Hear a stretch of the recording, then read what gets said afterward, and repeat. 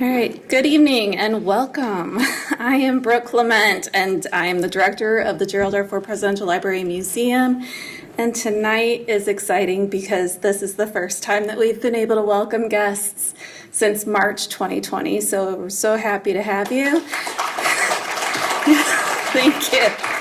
Thank you. Welcome back. I have the honor tonight to introduce our program and our panelists for this evening's event on the book Incomparable Grace, JFK in the Presidency. We're going to get a first-hand look at the full portrait of John F. Kennedy, the challenges he faced, those who influenced him, and the complexities that he dealt with behind the scenes as president. A deeply researched biography, Richard Norton Smith, said this of Incomparable Grace: candid and clear-eyed about Kennedy's failings, this hugely readable volume explains and justifies his lofty rating among historians and his continuing hold over the popular imagination.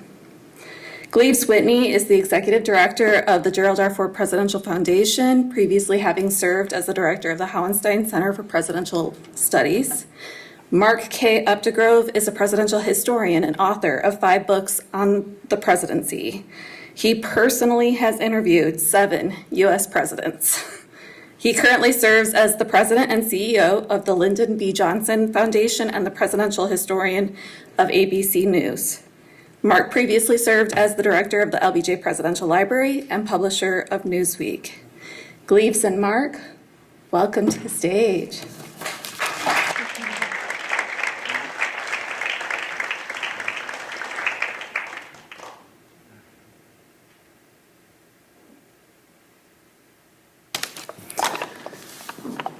All right, the microphone's on. Yes. Yeah. Okay, very good. Well, first of all, thank you so much for coming out on a rainy day. Actually, this is a relief from all that rain, right? You got to change the vibe by getting away from that rain. So there's going to be some illumination in here, I think, through the conversation today. And the way it could work is Mark and I we've established a nice rapport. I think we're going to keep our conversation going. And we want to make sure you have time to ask questions toward the end of the evening. So start thinking about the questions you'd like to put this incredible writer and insightful author of the presidency and John F. Kennedy in particular. So with that, I'd like to start with a question that you probably get a lot, Mark, and that is, I think it was Jill Abramson said something like 40,000 books have been written about the Kennedys in general, or JFK in particular. What a daunting task to go into that topic. There's so much coverage. Tell us what you were thinking when you wanted to write about John F. Kennedy. I'd be delighted to, Gleaves. First of all, thank you so much for having me here tonight. Brooke, thank you for that introduction.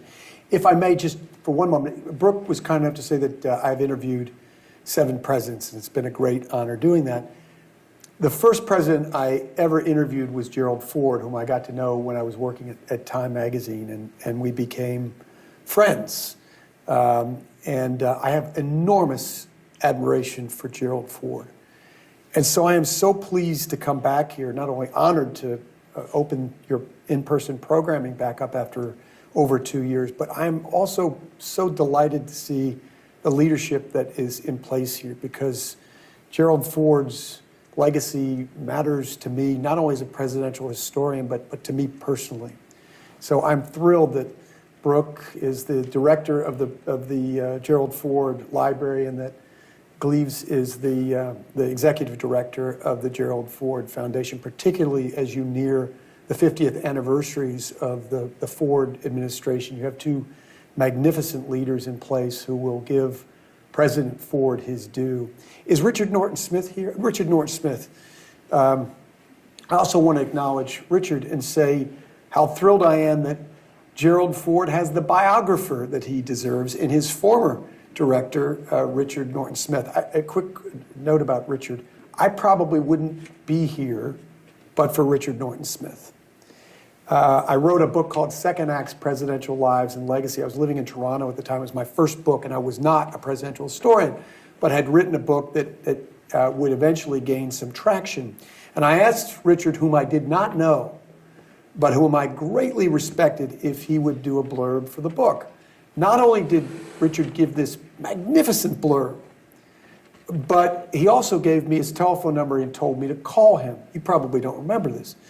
And I did.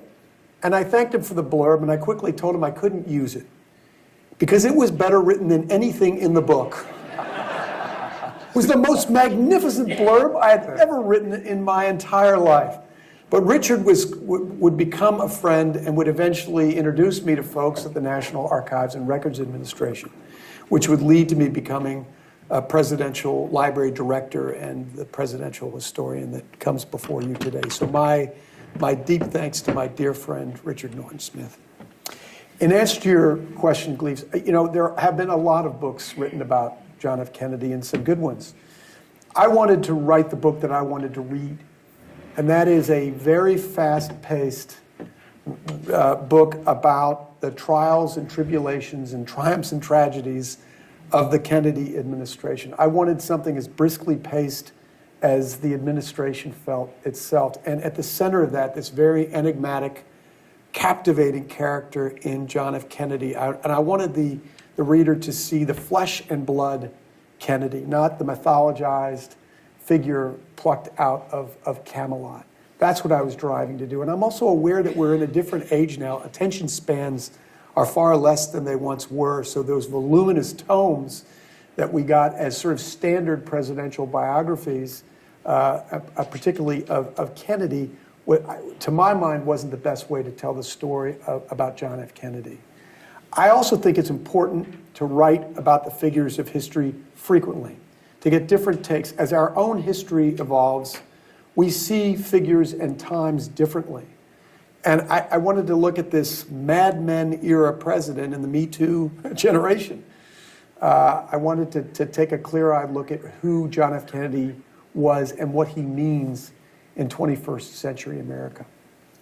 Were there any new discoveries in archival material? I mean, was something released recently, or boxes that were available, collections that had not been accessible before that made this also tempting? There's these presidential libraries, as I may be preaching to the converted here, but presidential libraries are national treasures. They are central repositories of the records of the administration. And so the Kennedy Library is no exception. It is a wonderful resource for studying, the only resource in any sense of the word, to study the Kennedy presidency. Most of the record has been combed over, particularly in the areas that I delve into in the book, the central crises that John F. Kennedy was dealing with throughout the course of his very consequential administration. But there are some wonderful oral histories that have been amassed through the years that weren't tapped fully. Among them was Ted Kennedy's oral history, which had not been released before. So I got a few of those. I did some original interviews with Andrew Young and other folks who are around the administration that adds new light to this book as well. But it's let's face it, it's pretty well combed over territory, pretty well trodden by historians. But I do think that there's value in a story well told, and I hope that's what I did with this book. Oh, absolutely. I can vouch for it. It reads beautifully. It reads very fast, and it's also got wonderful detail. Well, you've no doubt talked to a lot of people just out in the general public about President Kennedy, and you must encounter misperceptions, misunderstanding, or cartoon caricatures of him. What did you find was the popular myth from Camelot or whatever that you wanted to combat the most in your writing? There are so many misconceptions, to your point, Gleaves. Kennedy is mythologized in many respects, but one of them is what might have been. You have this captivating leader who is struck down at the age of 46 in his prime, when he's at his peak. And so one of the reasons that he becomes so legendary is because we wonder what would have happened had he remained in power. And so I think there are a lot of misconceptions about that. As Brooke mentioned, I was the director of the LBJ Presidential Library, and I'm now the president and CEO of the LBJ Foundation. And so I know a lot about the legacy of Lyndon Johnson, and Vietnam is squarely pinned on Lyndon Johnson. It becomes a central pillar of his legacy, and that's rightful. That's fair. He did escalate the war, but there's a misconception that John F. Kennedy would not have done so. And there is no evidence to support that whatsoever. We can infer that he would have been wiser and more prudent than Lyndon Johnson. But the documentary evidence does not exist that he would have taken a different course. That becomes anecdotal. Mike Mansfield, senator from Montana, and Kenny O'Donnell, a Kennedy acolyte, would talk about the fact that Kennedy was going to pull out of Vietnam had he been reelected in 1964. But that came well into the 1960s when opinion around the war had turned. There are many people in this war who saw in it nothing but futility. And so those accounts have to be, I think, discounted to a large extent. It bears mentioning that Lyndon Johnson retained the same military advisors, the same cabinet members that Kennedy was drawing on for military advice, notably Robert McNamara, his Secretary of Defense, and Dean Rusk, his Secretary of State, who are giving Lyndon Johnson hawkish advice. Why would they have given John F. Kennedy different advice? John F. Kennedy says 2 months before he is assassinated in Dallas that it would be a deep mistake to withdraw troops from Vietnam, and doubles down on the domino theory that says that if you allow Vietnam to fall from the communists to the communists, other southeastern nations will fall in kind. Moreover, it will embolden the Soviet Union and the People's Republic of China to be more aggressive in the world, and perhaps with countries that are of greater consequence. He doubles down on that. Do I have my microphone going? Yeah. Can you all hear me? Yes. Okay, problem solved. So that, I think, is one of the misconceptions. I think the other one is his full-throated support of civil rights. And he has a very mixed record on civil rights. As great as Kennedy can be at times in his presidency, his civil rights record is a bit spotty. And I took the reader, I think, through all the different chapters relating to civil rights to see how John F. Kennedy reacts in those circumstances. Yeah, there's some interesting dynamics there, personalities. So when you're going back to some of the military points that you were just discussing, Kennedy had this tense relationship with generals, didn't he? The military leadership. Eisenhower had talked about the domino theory, starting with Laos and all these countries falling, and so there's this preconception of what was going to happen. But then by the time of Bay of Pigs and everything that was going on very early in the administration, there became a very tense atmosphere, didn't there, between Kennedy and the generals. Did you find that problematic for Kennedy, the administration? No question about it, Cleese. So it bears remembering. Any idea what Kennedy's margin of victory was in 1960? Very slim. Very slim. 0.2 of a percentage point, the slimmest margin in 20th century history. He barely gets into the presidency, but for probably some voting irregularities in Illinois and Texas, he probably would not have been president.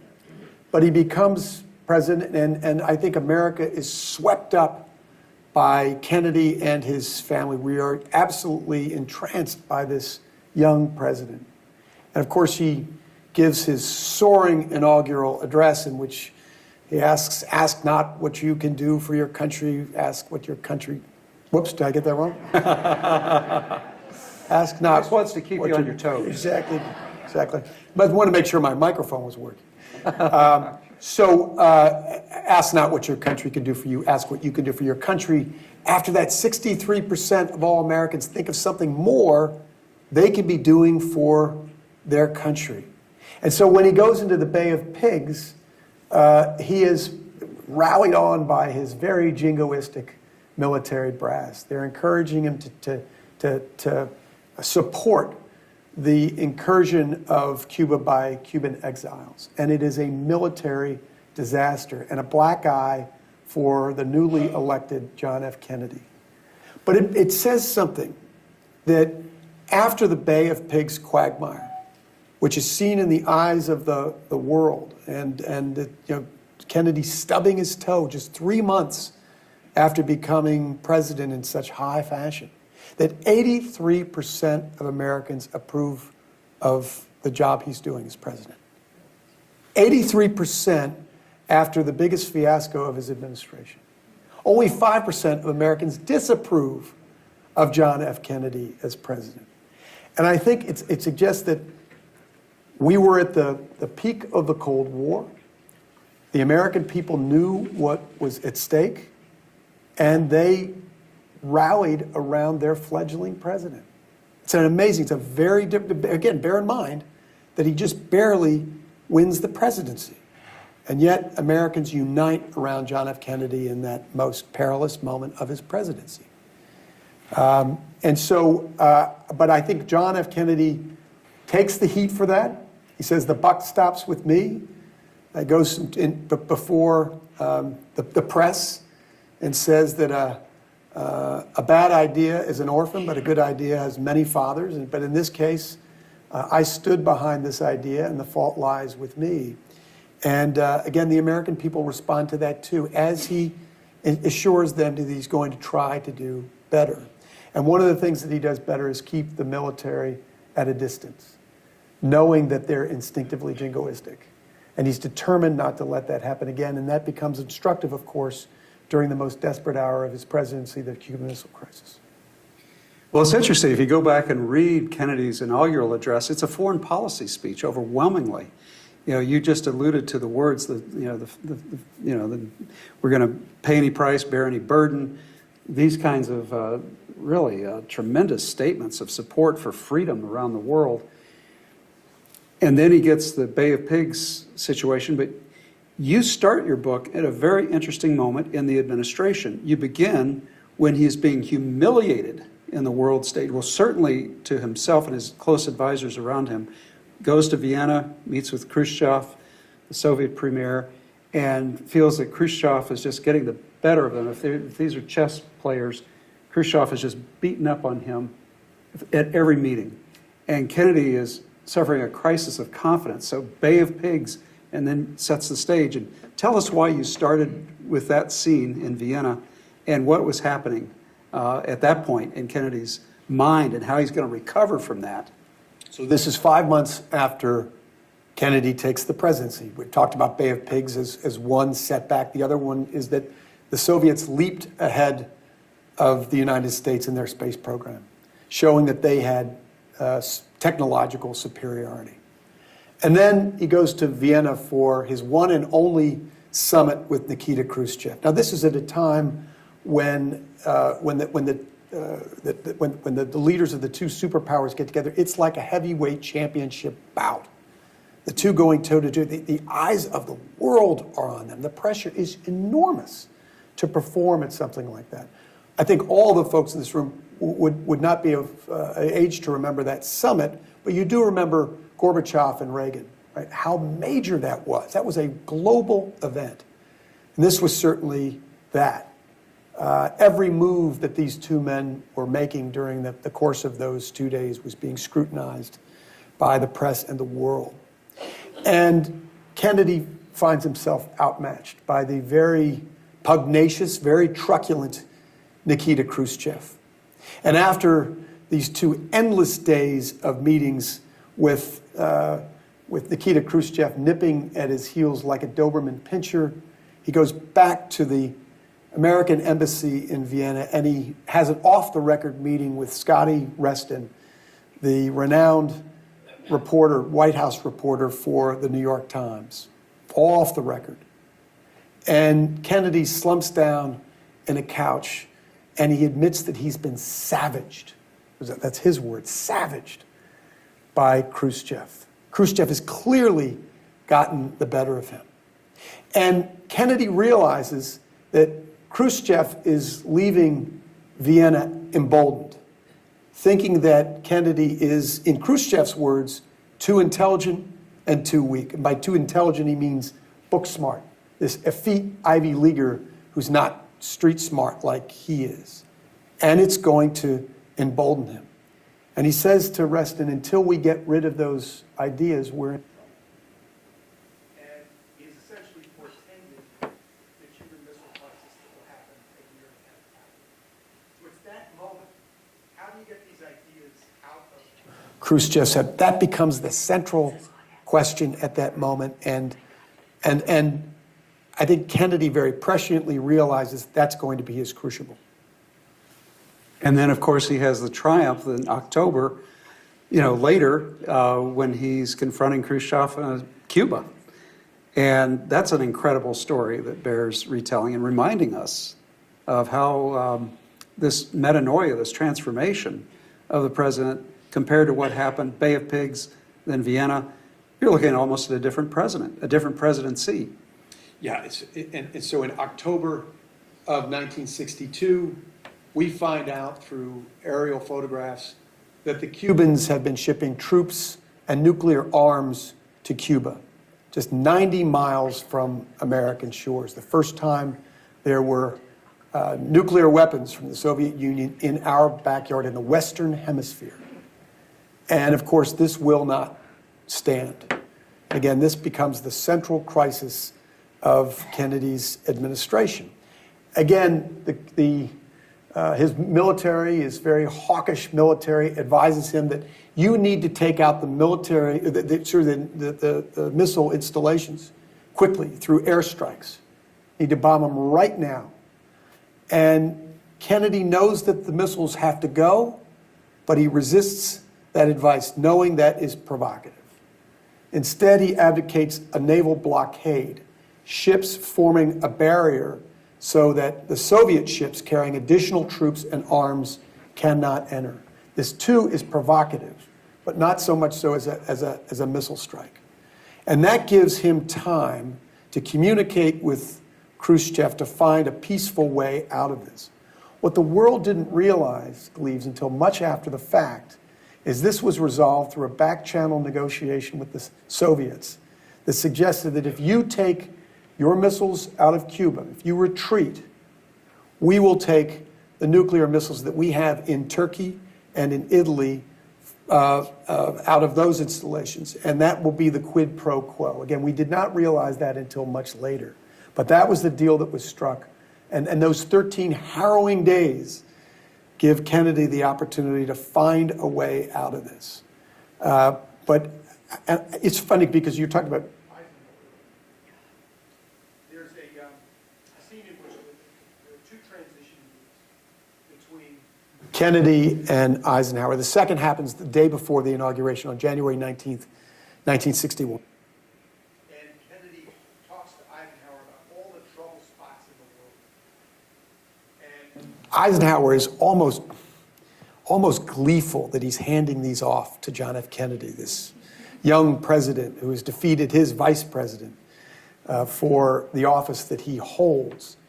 And Kennedy leaves the office, and as he's exiting the black iron gates of the White House, he says to an aide in the backseat of a limousine, "How can he stare in the face of disaster with such equanimity?" But it's equanimity that saves the day for John F. Kennedy. He channels that same kind of calm, that same cool-headedness that he admired. And that's what helps him to resolve annihilation with incomparable grace. Yeah, I think Eisenhower, you point out, called Kennedy Little Boy Blue after his encounter with him. I mean, not very impressive. And I was so struck in your book by Eisenhower's tone and the people who observed Kennedy's interaction with Eisenhower. And you're absolutely right. There's almost this undercurrent of glee. Let's see this young whippersnapper. Let's see what his mettle really is when he sees what I've been dealing with, kind of thing. But on the morning that on the morning that he learns from these aerial photographs that the Soviets are shipping arms to Cuba, there's the lead story in the New York Times is about Eisenhower's criticism of Kennedy's foreign policy. He gives a speech in Boston railing Kennedy for his weak foreign policy. And it says something about Eisenhower, that during the height of the Cuban Missile Crisis, he goes to Pittsburgh and he's doing a midterm election campaign appearance for Kennedy. And he says, we all need to stand behind our president. That says a lot about Dwight Eisenhower. So sorry to interrupt the program. We're having issues with your mic. Sure. We're going to trace you out real fast. If you don't mind. Great.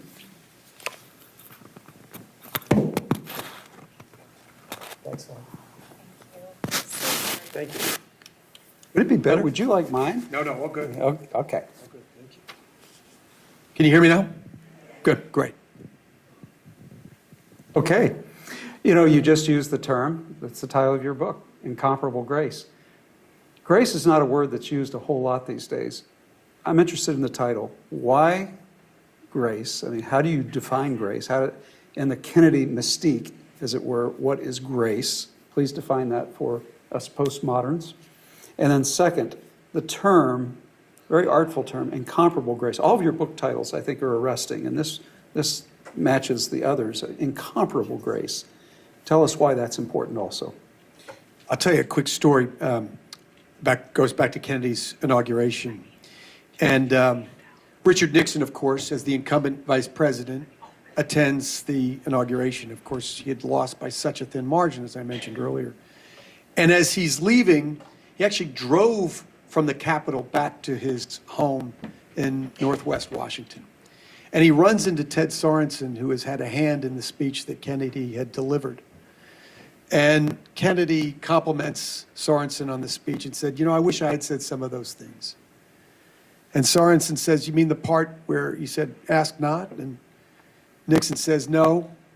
The part where he says, I do solemnly swear. But, and you asked about the title, Gleaves, that incomparable grace we see from Kennedy from the beginning. There's a certain elegance and glamour that he has that is incomparable. We never saw a president, particularly with the television age, television being the prevalent medium of the time. We never saw somebody quite so charismatic and captivating as John F. Kennedy. And he makes his mark immediately in that soaring inaugural oratory, right? It's stunning, including Ask Not, which becomes this eternal expression of American ideals. But it's largely on the surface. Kennedy is callow. He's, as I mentioned, he made several mistakes initially. But during the Cuban Missile Crisis, again, we see in him grace. And that's by really his definition. He used in Profiles in Courage, his Pulitzer Prize winning book about senators who exhibited political courage, a phrase from Ernest Hemingway, who defined courage as grace under pressure. And again, we see Kennedy in his most desperate, most important moment in the presidency, the Cuban Missile Crisis, exhibiting grace under pressure. Well, because we're starting an initiative at the Gerald R. Ford Presidential Foundation, it's called the Ford Leadership Forum. And what we do is we're very interested in virtue-anchored leadership. Let's face it, President Ford is the brand for virtue-anchored leadership. And I told Mark that I'd be asking him this. Let's talk now a little bit about character. Let's talk about JFK's character. Could you please give us a little bit of an inventory of what his virtues were? Let's start with them, and then you know where I'm going with this. Then let's go to the vices, which we're saving toward the end because that'll keep you all awake. So let's start with the virtues. One is service over self. The Kennedys truly believed in that, giving back. This is the scion of wealth and privilege. Grew up in one of the wealthiest families in America, and yet the Kennedys had it instilled in them that you give back. It was inculcated in them at an early age that you give back to the country that has given you so much. And he personifies that. And that ask not rhetoric is really symbolic of Kennedy himself. He is an emblem of that in many respects. Honor and grace, as I say in the last part of the book, edge out recklessness and abandon in his character ultimately. I think that is his virtue. He's wise. He's a great listener. He is level-headed. He's cool. Those, I think, are his virtues as a leader.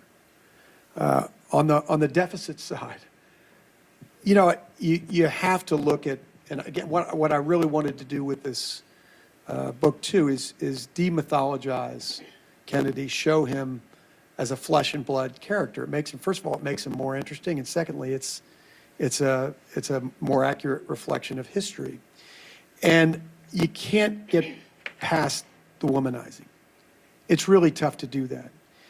Kennedy is a womanizer probably for a variety of reasons. He learns at the feet of the master. His father was a legendary womanizer, very open about it in the Kennedy ranks.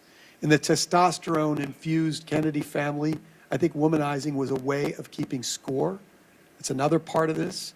And I think there's also Kennedy's, fragile hold on life. He is almost loses his life several times earlier in his life before coming to the presidency, and he tries to get the very most out of life. And part of that, for better or for worse, is sexual conquest. And also part of it is the zeitgeist in Washington. I talked to Gerald Ford about this. That was part of power in Washington in a certain day and age. People had open affairs. And again, it's an endemic part of Washington in that era. So that's all part of it.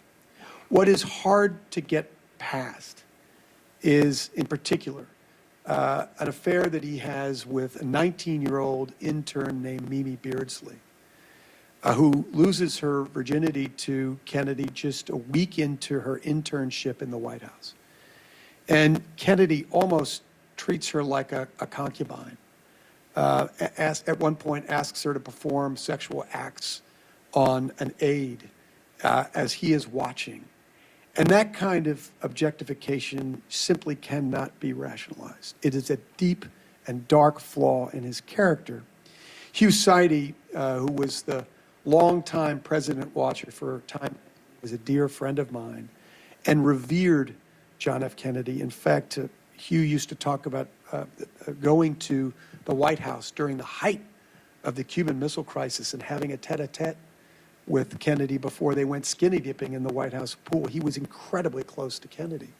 But he heard about this revelation, which came from Robert Dallek in his book, An Unfinished Presidency, about Kennedy. And he said to me, I think the guy had a problem. He was so dispirited to hear this about Kennedy. So that's hard to get by. That said, his relationship with Jackie Kennedy strengthened during the course of the presidency. They get closer.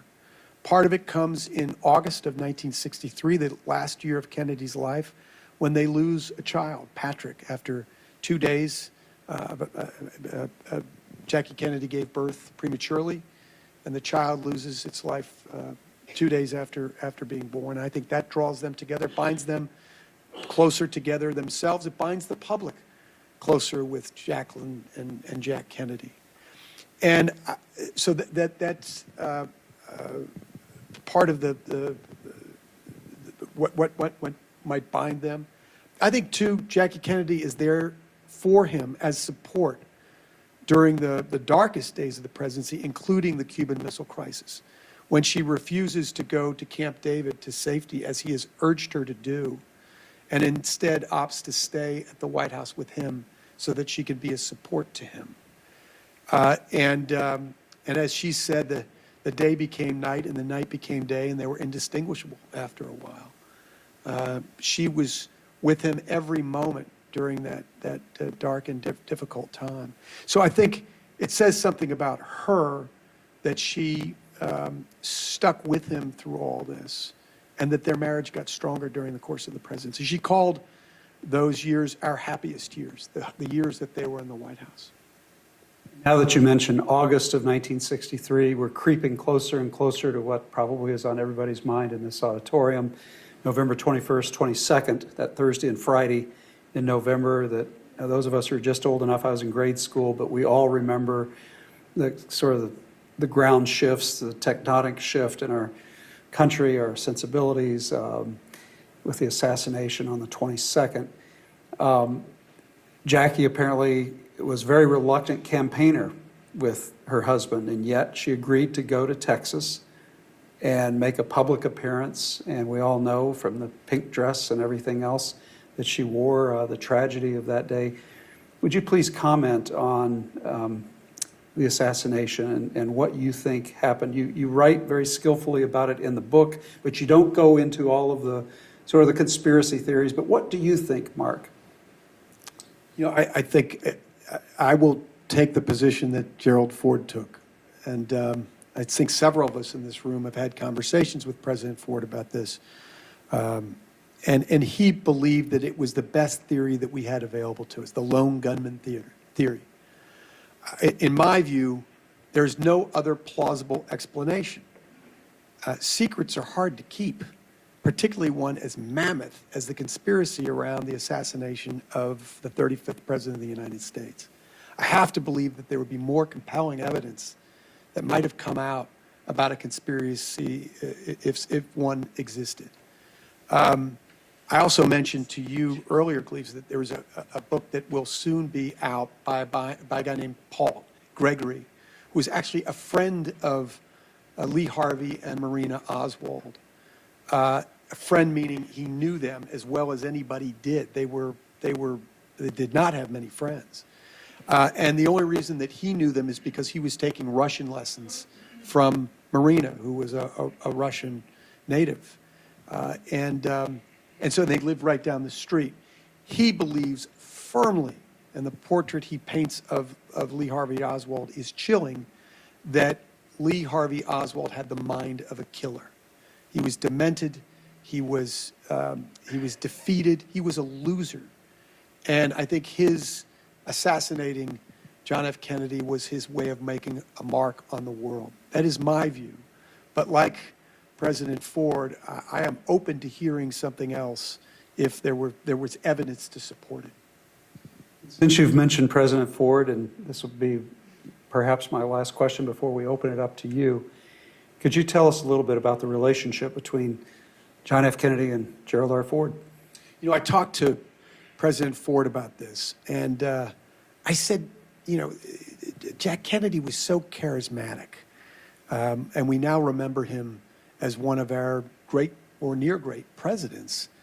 Did he have that allure when you first met him? And he said, oh yeah, he did. Even when he was a congressman, there was some ineffable quality that John F. Kennedy had. The two were actually, when they were in Congress serving together, they were across the hall from one another. And they would trade resources.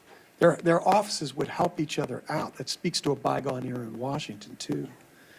But there was, I think, they had great mutual respect for one another, and a very, I think, a close relationship from everything I can glean. Let's open this up. What questions do you have that you'd like to put? Yes, sir.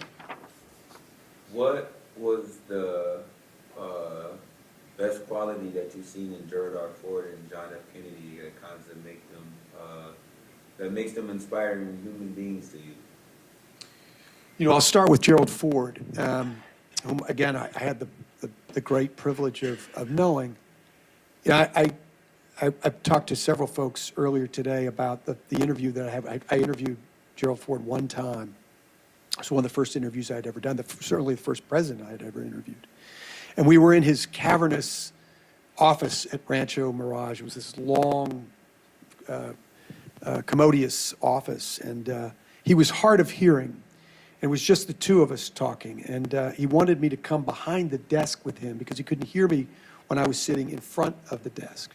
And so there were the two of us sitting closer than Gleaves and me, sitting behind his desk. In fact, so close our legs were touching.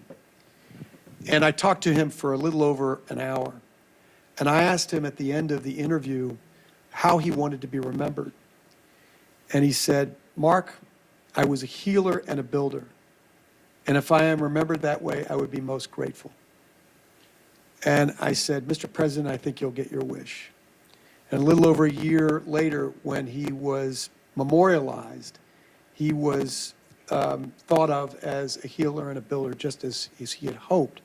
Because I said to a group today, there are times in our history when we don't need greatness. There are times when goodness will do. And what I really respect about President Ford is the political courage that he had in offering the pardon, which reflected his decency and the goodness that he had, that inspired that very courageous decision. That decency, that fundamental decency. So that's what I would say for Gerald Ford. For Jack Kennedy, who stood on feet of clay at times and showed flashes of greatness at others, I would say that he calls forth the best in all of us. That inaugural rhetoric where he asked us to think of something greater than ourselves. His plea to, when he talks about us going to the moon, we choose to go to the moon, rallying Americans around the proposition as uniquely American. Why this was a uniquely American proposition to go to the moon. When he stands at the Berlin Wall and says, all free men are citizens of Berlin, he's asking us to reach beyond ourselves, to think about something bigger. And that's what great oratory can do.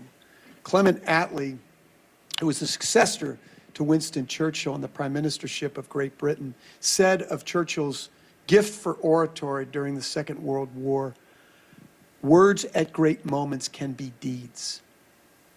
And Kennedy shows us this. Kennedy doesn't do a lot in the presidency. There aren't a lot of deeds. We talk about Lyndon Johnson. I could be here all night talking about the deeds of Lyndon Johnson. There aren't that many for Kennedy. But those words at those great moments are deeds. And I think that's what John F. Kennedy's greatness lies from. Yes. Bill Anderson. I want to ask a question about the Cuban Missile Crisis. In 1962, I was a commissioned officer serving in Germany, and our battalion was a demonstration for all NATO troops. And we were highly concerned. We were on red alert. We were ready for a potential crisis, military crisis. Do you think we were exaggerating the concern? Bill, you were there, so I would almost defer to you, but I would say no, I don't think that concern was exaggerated. That's the most dangerous hour in humankind, perhaps until now. I don't want to be an alarmist, but there was the very real threat of a nuclear exchange between the Soviet Union and the United States. So I don't think that there was any exaggeration there at all. Again, I mentioned Hugh Sidey earlier going to visit President Kennedy during the height of the crisis. And you talked to me about leaving the White House after those meetings and seriously wondering whether he would see tomorrow. He believed that we were that close to nuclear annihilation. So I think that any concerns that Americans had at that time were well-founded. It gets forgotten in the history because we tend to focus on Kennedy and the administration, but Americans were in a panic at that time. They were building bomb shelters. There was a run on gasoline and on food provisions. Billy Graham gave a sermon in Buenos Aires about the end of the world. It looked like the apocalypse. So those were dark days that I hope we never see again. Oh, sorry. Oh, I'm sorry. The microphone went back there. Dr. Farr, and then we'll come up later. Okay. Mark, I wonder if you could talk about the relationship of JFK and his brother Bobby, especially about the conversion of civil rights being more important for JFK, thanks to Bobby. The relationship between Bobby Kennedy and his brother Jack, they're unbelievably close. In fact, Jack Kennedy says that they communicate almost by osmosis. They can finish each other's sentences. There was a phrase called Kennedyism in the 1960s. It was because there was almost a blended presidency. Like these two were one unit, fulfilling the duties of president. It's Bobby Kennedy and well, let me say that the Kennedys in general had a very tenuous relationship with the civil rights movement. It's Jack Kennedy who gets Martin Luther King released from a southwestern Georgia prison in 1960 when he's a presidential candidate that probably saves Martin Luther King's life. King is sent to this rural prison knowingly because it's inhabited by white bigots, principally, as prisoners and as guards. And it's unlikely that Martin Luther King will emerge from that prison. It's a very dangerous hour for Martin Luther King. And Kennedy calls the governor of Georgia and implores him to release King, which he does. So it starts off well. But Kennedy wants to be a great foreign policy president at a time when it's the Cold War that defines geopolitics. And we are enmeshed in this fight for moral superiority with the Soviet Union. And Kennedy was trying to quash the civil rights, or at least discourage the civil rights movement from playing out, because it exposed the nation and the world to the inherent inequality in our system. Here we are telling the world that we are the best system, and yet these civil rights demonstrators are exposing the very worst of apartheid in our own country. And so he's trying to hold the civil rights movement at bay. In fact, at one point, Bobby talks about the Freedom Riders in 1961 and what they're doing, resulting in Kennedy going to Vienna for his summit with Nikita Khrushchev with mud on his shoes, because they're showing America at its worst.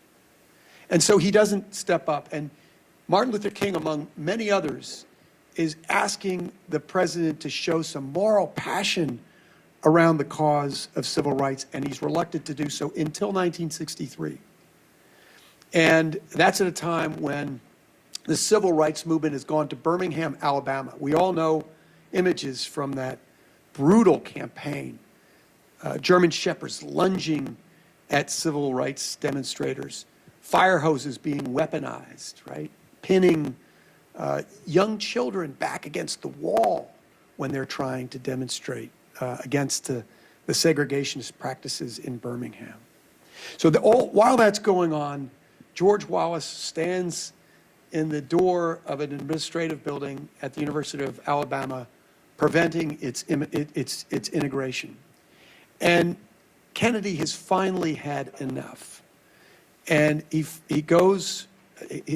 decides to go and do a speech that night in front of the American public, spontaneously, within 6 hours of going on air.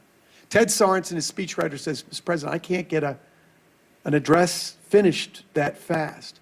But Bobby Kennedy implores his brother to go on instead and read part of the speech that's been written, the fraction of the speech that's been written, but to speak from his heart to the American people about the plight of civil rights.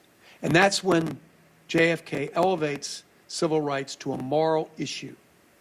Martin Luther King, listening to the speech, says, that white boy just hit it out of the park. Because finally he's stepping up and telling Americans it means more. This is a moral issue and fundamentally un-American. The reason he does that is not only does he want to get ahead of Wallace, who's getting all the headlines for standing in the door, but his brother has gone to Manhattan and invited James Baldwin, the great African-American writer, to bring in thought leaders, artists, and entertainers to talk about civil rights. And for 3 hours, Bobby Kennedy hears it from these intellectuals. He hears about the inherent inequality that they face as a matter of course. And and they are, just letting it all go. He is hit between the eyes. He's really stunned by how frank and candid, brutally candid that they are. And at one point he says, my family, I understand because my family, Catholics, faced the same kinds of segregation. And they all said, no, it's very, very, very different from that. And he goes away from this meeting very embittered.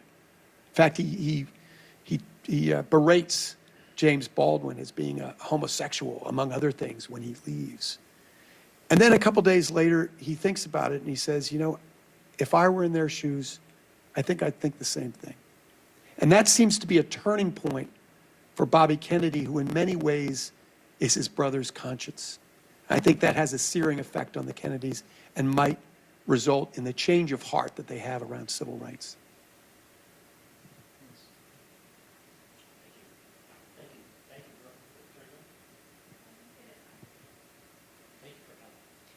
Question I have, When my brother and I decided we wanted to attend tonight, we debated amongst ourselves where President Kennedy's policies and ideology would have been had he not been assassinated. You talk about his speech where he says, "Ask not what the country can do for you." He knew about the Laffer curve before Art Laffer did. On the economy, his policy prescriptions are very different than the current Democratic Party. But where do you think, from your research, where do you think President Kennedy would have been now on the economy and some of the domestic issues that we are working on today? Your brother and you aren't disappointed in the very weak answer I might give on this. It's a fool's errand to speculate. You say that. It's so hard to know. We were talking today, I believe, hosted a lunch today, and we were talking about how different the world is today, and particularly Washington. And in a nutshell, I think it's different for three reasons. Number one, lawmakers don't know each other anymore. They're on a constant fundraising treadmill. And they go to the district on Tuesday mornings and they leave on Thursday afternoons. They are dissuaded from reaching across the aisle, which lawmakers used to do with great facility as part of the process of compromise, which is the oil of democracy. That doesn't happen anymore. Two is redistricting has made districts safe for one party or the other. And so you have a sort of extremism in the primary process, and there's very little centrism in American politics today, which leads to greater divisions, not only in our House and Senate, but in the parties themselves, too. There's great division as a consequence of that. And finally, and I think most significantly, it's the proliferation and fragmentation of media. The media universe was far smaller and far more responsible at that time. You had three networks, ABC, CBS, and NBC. And there was a fairness doctrine in place. Now you have media outlets that are manifold, including social media. So too often we are getting our news in echo chambers, which are deliberately provocative because it elicits greater engagement from the audience. And we're being, in that effort, we're being misinformed or disinformed very frequently. So it'd be a very challenging environment for a John F. Kennedy or anybody. But I will say that there is something about JFK's rhetorical ability that would probably resound today as in any time past the television age. He was so eloquent, he was so charismatic. There's this ineffable quality he has that is captivating. And I think that might translate well in social media. Is there any doubt that just as he rallied us around the cause of freedom at the Berlin Wall, that he would have been doing so in going to Poland or perhaps Kiev and in rallying NATO nations and nations across the world in the cause of liberating Ukraine? So it's hard to say. As far as the economy goes, the one thing we know is that when there was a hike in steel prices, that was a welched promise from the president of U.S. Steel that Kennedy was concerned would cause an inflationary effect on the economy. He uses the bully pulpit, all the powers of the presidency, to put Roger Blau, the president of U.S. Steel, down. And eventually, 48 hours after making this statement that they were going to increase steel prices, he backs down, he relents.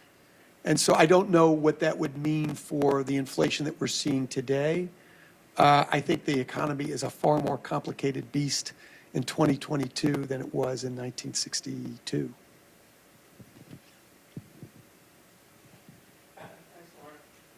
Mark, great book. Really enjoyed it. One of the things about JFK, I wondered about, given his upbringing in New England and wealthy, not poor, not even middle class, and then Harvard, and then his prep schools, and then his father's place in Florida, and he traveled in Europe a lot and other places. But I always wondered, how much did he know about the United States? I mean, where did he get his understanding of it? Just through politics or reading? He loved to read, but he read a lot of European history. So I just wondered, we studied the presidents, but how much did the presidents study us? I mean, how much did he know about this vast, diverse country? No one could grasp it completely, but I've always wondered about that part of Kennedy.